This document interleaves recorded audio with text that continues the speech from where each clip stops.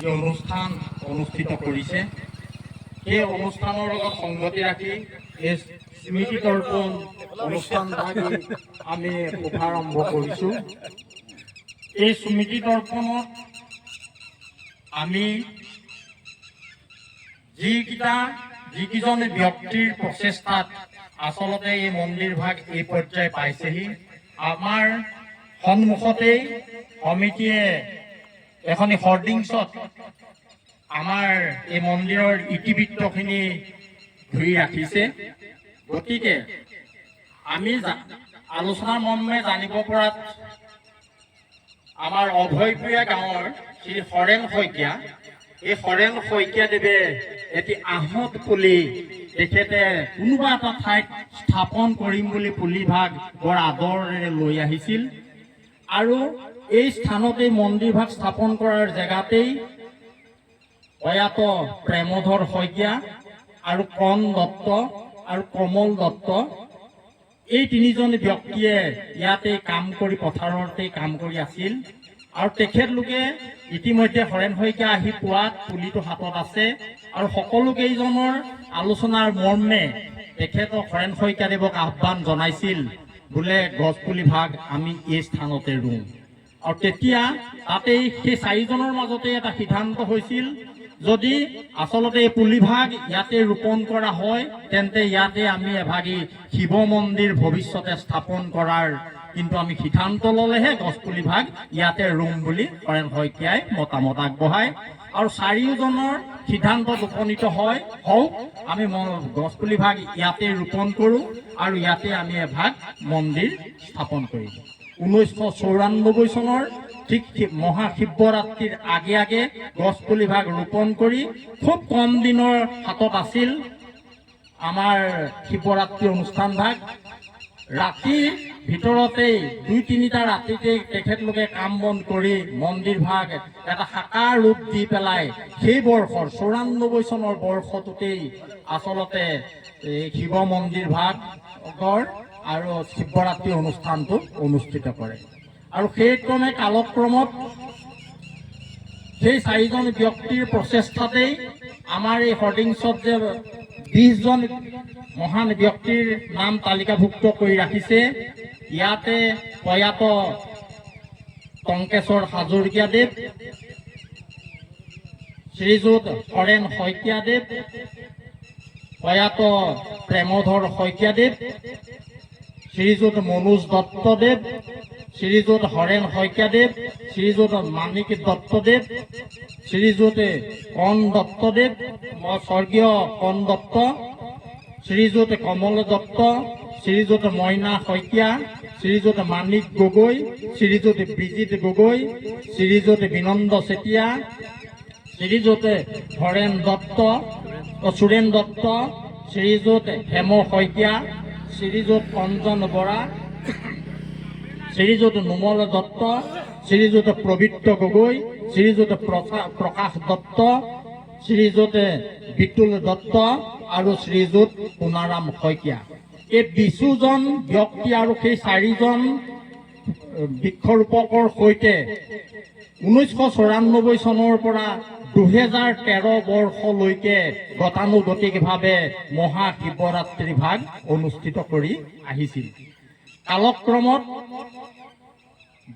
2014 চনত তেখেতলোকে অনুভৱ কৰিলে যে আমি ইয়াত এখন পূৰ্ণাংগ পৰিচালনা সমিতি গঠন কৰি আমি স্থানীয় ৰাইজক যাতে এই অনুষ্ঠানলৈ ধাৱমানিত কৰিব পাৰোঁ তাৰ প্ৰচেষ্টাত লাগিল। ইতিমধ্যে তেখেতলোক প্ৰচেষ্টাত ফলৱতী লাভ কৰিলে। আজি আমাৰ বৃহত্তৰ খাটোৱাল গাঁও, বলমীয়া বেতনী চুক, বলমীয়া গাঁও আৰু চিৰপুৰীয়া গাঁও, অভয়পুৰীয়া গাঁও আৰু আমাৰ কাষতে থকা গৰকুক গাঁও, এই এটাইখন গাঁৱৰ ৰাইজক এই অনুষ্ঠানটোলৈ পৰ্যবেক্ষিত কৰি তেখেতলোকে ইয়ালৈ অন্তৰ্ভুক্ত কৰি আচলতে ইয়াত এক বৈকুণ্ঠ পথ দিশলৈ গতি কৰালে এতিয়া বৰ্তমান বৰ্ণাঢ্য কাৰ্যসূচীৰে 2014 চনৰ পৰা বৃহত্তৰ এটা ৰাজহুৱা অনুষ্ঠানলৈ ৰূপায়িত হৈ ইয়াত আমাৰ অনুষ্ঠান অনুষ্ঠিত হৈ আহিছে। আচলতে এই মন্দিৰ ভাগ বৃক্ষৰোপণৰ পৰা আৰম্ভ কৰি লাই খুঁটাৰ পতালৈকে আমাৰ যিসকল কৰ্মীয়ে অক্লান্তভাৱে সেৱা আগবঢ়াই আজি এই অনুষ্ঠানটি এই পৰ্যায় পোৱাইছেগৈ, সকলোৱে সঁচাতকৈ প্ৰশংসনীয় পাত্ৰ। আমি এই মুহূৰ্তত আমি প্ৰভু ভগৱন্তৰ ওচৰত প্ৰাৰ্থনা জনাইছো যে তেখেতলোকৰ মনোভাৱ প্ৰভু ভগৱন্ত তুষ্ট হৈ এই বৃহত্তৰ অঞ্চলৰ এটা বৃহৎ আধ্যাত্মিক অনুষ্ঠানলৈ তেখেতলোক যাতে আগবাঢ়ি যাব পাৰে তাকে প্ৰভু ভগৱন্তই আশীষ প্ৰদান কৰক। এই পবিত্ৰ স্থানত আমি তাকেই কামনা কৰিছো। আমি আচলতে দুখ অনুভৱ কৰোঁ যে আমাৰ এই কেইটামান দিনতেই 1994 চনৰ পৰা এই 2024 চনলৈকে এই দীঘলীয়া কাৰ্যক্ৰমটোত আমি কেইজনমান মহান কৰ্মী, আচলতে এই মন্দিৰ ভাগ এখন খেতিপথাৰ আছিল। প্ৰয়াত টংকেশ্বৰ হাজৰিকা আৰু প্ৰয়াত প্ৰেমধৰ শইকীয়া তেখেতলোক দুইজনেই একত্ৰিত হৈ ইয়াতে এভাগি ভূমিদান দিলে, য'ত নাকি আজি মন্দিৰ ভাগ প্ৰতিষ্ঠিত হৈ আছে। আজি তেখেতলোকক আমি আমাৰ মাজত পোৱা নাই। তেখেতলোকে নিজৰ ৰূপিত মাটিডোখৰো মহান ভাৱপন্ন হৈ পেলাই এই বৃহত্তৰ আঞ্চলিকলৈ তেখেতলোকে ভূমি দান কৰি থৈ গৈছিল। আৰু ইয়াতেই একেবাৰে জড়িত প্ৰয়াত প্ৰবৃত্ত গগৈ বলমীয়া বেতনী চুক, তেখেতো আমাৰ মাজৰ পৰা হেৰাই গৈছে।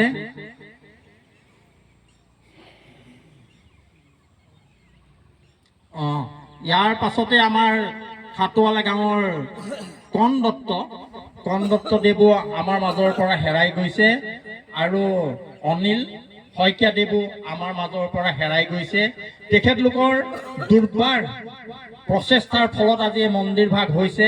আমি এই ক্ষণতে তেখেতলোকক হৈ পেলাই আমি ভগৱন্তৰ ওচৰত কৰপুতে প্ৰাৰ্থনা জনাইছো, তেখেতলোক য'তেই আছে তেখেতলোকক যাতে গতি কৰাই আৰু আমাকো যাতে প্ৰভু ভগৱন্তই তেখেতলোকৰ আধৰুৱা কামখিনি আমাক সম্পূৰ্ণ কৰাৰ ক্ষেত্ৰত প্ৰভু ভগৱন্তই যাতে আশীষ প্ৰদান কৰে। এই 2014 চনৰ পৰা মন্দিৰ ভাগ বৃহত্তৰ আকাৰলৈ নিবলৈ যাওঁতে মন্দিৰ ভাগ নিৰ্মাণৰ ক্ষেত্ৰতেই আৰু অকণমান ভূমিৰ প্ৰয়োজন হ'ল আৰু প্ৰয়োজন হোৱাত পৰিচালনা সমিতিয়ে আমাৰ খাটোৱালা গাঁৱৰ শ্ৰী মনু শইকীয়া মনু হাজৰিকা দেৱক খাটনি যোগায় আৰু তেখেতেও অকণমান ভূমি মন্দিৰৰ লগত সংগতি ৰাখি তেখেতেও দান আগবঢ়ায়। গতিকে সি অতি প্ৰশংসনীয় বিষয়। এই প্ৰয়াত ব্যক্তিসকলৰ ওচৰত আমি শ্ৰদ্ধা নিবেদন কৰিছোঁ আৰু যিসকল লাই খুঁটা স্থাপনৰ পৰা আজিলৈকে মন্দিৰ ভাগৰ লগত ওতঃপ্ৰোতঃভাৱে জড়িত হৈ সেৱা আগবঢ়াই আছে, গতিকে তেখেতলোকলৈ ধন্যবাদ আমি জনাইছোঁ। প্ৰভু ভগৱন্তৰ ওচৰত সকলোৰে আশীষ কামনা কৰিছোঁ। আচলতে এই আধ্যাত্মিক অনুষ্ঠান ভাগি আমাৰ উঠি অহা প্ৰজন্মটোক আধ্যাত্মিক জ্ঞানত ই এক বিশেষ সকাহ যোগাব। আমি বয়োজ্যেষ্ঠসকলেও মনোশান্তিৰ কাৰণে আমি এই অনুষ্ঠানলৈ আহিলে সকাহ পাওঁ। এই মন্দিৰ ভাগতে ভাদমহীয়াত মাহজোৰাকৈ ইয়াত ভাগৱত শ্ৰৱণ অনুষ্ঠান অনুষ্ঠিত কৰে। এই কেওখন গাঁৱৰ ৰাইজে সুন্দৰভাৱে সহযোগিতা ৰাখি আচলতে ভাগৱত শ্ৰৱণ কীৰ্তন অনুষ্ঠানটোত সহযোগিতা কৰি আমাৰ সমাজখনলৈ এক আধ্যাত্মিক ভাৱপন্ন যোগাত এই মন্দিৰ ভাগে যথেষ্ট অৰিহণা যোগাইছে। আজি 4দিনীয়া বৰ্ণাঢ্য কাৰ্যসূচীয়ে আগতো বহু অনুষ্ঠান ইয়াত অনুষ্ঠিত হৈ গৈছে, গতিকে সেই অনুষ্ঠানসমূহে আমাৰ আধ্যাত্মিক জগতখনলৈ যথেষ্ট অৰিহণা যোগাইছে। মন্দিৰ ভাগ উত্তৰোত্তৰ কামনা কৰিলোঁ। আমি এনেধৰণেই যদি সংঘবদ্ধ হৈ থাকোঁ, আমি শতবৰ্ষ নিচিনা অনুষ্ঠান এটাও যাতে আমি অনুষ্ঠিত কৰিব পাৰিম তাৰ হেঁপাহ ৰাখিছোঁ।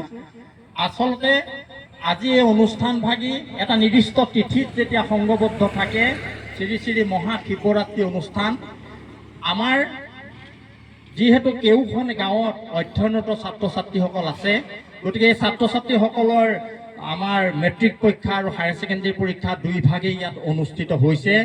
যিহেতু তিথিৰ লগত সংগতি ৰাখি পতা হৈছে অনুষ্ঠানটো, পৰীক্ষাৰ বুলিও আমি আচলতে অনুষ্ঠানটো সদায় দিয়াৰ ক্ষেত্ৰত অপাৰগতা আছে।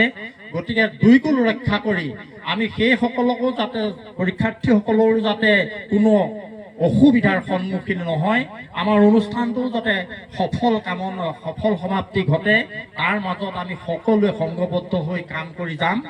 আমি ইয়াত এতিয়া যিটো শব্দৰ ব্যৱস্থা কৰা হৈছে, সেই শব্দ ব্যৱস্থাটো এই চাৰিবেৰৰ মাজতেই আমি সীমাবদ্ধ ৰাখি পেলাই আমি যদি অনুষ্ঠানটো আগবঢ়াই লৈ যাওঁ, তেতিয়াহ'লে আমি এই পৰীক্ষাৰ্থীসকলকো এই স্থলীৰ পৰাই আমি তেখেতলোকক সহায় সহযোগিতা আগবঢ়োৱা হ'ব। সেয়েহে এই স্মৃতিতৰ্পণ অনুষ্ঠানতেই আমাৰ তৰফৰ পৰা অনুৰোধ জনাইছোঁ যাতে অনুষ্ঠানভাৱী সাত্বিকতাৰে আমি এই চাৰিবেৰৰ মাজতেই অনুষ্ঠিত কৰি যাম। যিকোনো কাৰণতেই পৰীক্ষাৰ্থীসকলৰ যাতে অসুবিধা নহয় তাকেই কামনা ৰাখিছোঁ। সদৌ শেষত আচলতে এই মন্দিৰ ভাগত মই এজন শুভাকাংক্ষী, মই প্ৰায় অনুষ্ঠানবিলাকত আছোঁ, কিন্তু একেবাৰে মই কৰ্মী নহয়। আচলতে এই স্মৃতিতৰ্পণ অনুষ্ঠান ভাগিত সুন্দৰভাৱে কৰ্মী এজনৰ হাতত ন্যস্ত কৰিব লাগে। ন্যস্ত কৰিলেহে তেখেতে গোটেই দিশটো সম্পূৰ্ণৰূপে দাঙি ধৰিব পাৰে। উদূৰ ভৱিষ্যতে মোক কালি মাত্ৰ বা পৰহি মোক আহ্বানটো জনোৱা হ'ল। গতিকে সমিতিখন আমিও ৰাজহুৱা অনুষ্ঠানৰ লগত জড়িত থাকোঁ। আমাৰ সন্মানীয় শ্ৰীযুত কৰুণা মহন্ত ডাঙৰীয়াক এই বিষয়ভাগটো দিয়া আছিল। তেখেতে কৰ্মসূত্ৰে এৰিব নোৱাৰা অৱস্থাত তেখেত আজি উপস্থিত থাকিব নোৱাৰাত সমিতিয়ে তাৎক্ষণিকভাৱে মোৰ লগত যোগাযোগ কৰিলে। মই মোৰ সাহ দি পেলাই যাতে তেখেতলোকে আকৌ এজন মানুহ বিচাৰি যাতে সমস্যাত নপৰক, মই মাত্ৰ সেই অনুধাৱনটো কৰিহে এই বৃহত্তৰ কাৰ্যসূচীৰ ভাগ মূৰ পাতি ল'লো। আচলতে ইয়াত ইতিবৃত্ত মই আগতেই কৈছোঁ যে ইতিবৃত্তটো মই সম্পূৰ্ণ জ্ঞাত নহয়, মোৰ ইচ্ছাকৃত নহয়। কোনোবা দিশ যদি ইয়াত থাকি গৈছে, কোনো ব্যক্তিৰ নাম যদি মই লওঁতে থাকি গৈছে, সেয়া কিন্তু মোৰ ইচ্ছাকৃত নহয়, অনিচ্ছাকৃতহে। গতিকে সকলোৰে হৈ অনুষ্ঠানটিৰ পূৰ্ণ সফলতা কামনা কৰি আমাৰ মাজৰ পৰা হেৰাই যোৱা সকলেও যাতে স্বৰ্গৰ পৰা আমাক আশীষ প্ৰদান কৰি এই সমিতিয়ে শ্ৰী শ্ৰী মহাশিৱৰাত্ৰিৰ লগত সংগতি ৰাখি যি 4দিনীয়া বৰ্ণাঢ্য কাৰ্যসূচী অনুষ্ঠিত কৰিছে, যাতে প্ৰভু ভগৱন্তই আমাক সম্পূৰ্ণৰূপে সমাপন কৰাৰ ক্ষেত্ৰত অৰিহণা যোগাব বুলি আমি প্ৰভু ভগৱন্তৰ প্ৰাৰ্থনা জনাই মই স্মৃতিতৰ্পণ অনুষ্ঠানৰ লগত সংগতিত ৰাখি এই দুআষাৰ বক্তব্য আগবঢ়াইছোঁ। আৰু এই স্মৃতিতৰ্পণ এই অভাজনে শুভাৰম্ভ কৰি দিলোঁ। কৰ্মকৰ্তা তথা শুভাকাংক্ষী ৰাইজ সকলোৰে সহযোগত আচলতে এই স্মৃতিতৰ্পণ অনুষ্ঠানবিধ পৰিচালনা কৰিব বুলি ভাবি সকলোৰে ওচৰত ভক্তিপূৰ্ণ সেৱা জনাই মোৰ এই চমু বক্তব্য ইমানতে সামৰণি মাৰিলোঁ। ধন্যবাদ।